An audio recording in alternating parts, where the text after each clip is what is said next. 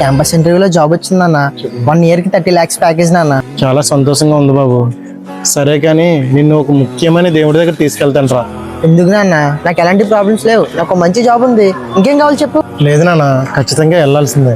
అయ్యో చాలా లేట్ అయిపోయింది ఇప్పటికే. ఏయ్ హే, కామన్ సెన్స్ లేదా నీకు?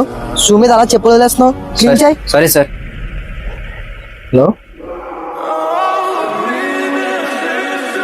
Sorry sir.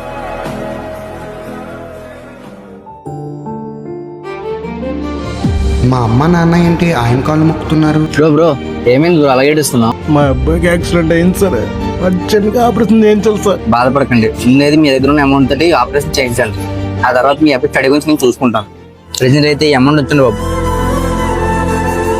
బాబు ఈ రోజు ఈ పొజిషన్లో ఉన్నావు అంటే ఇతనే కారణం. బ్లెస్సింగ్ తీసుకున్నా.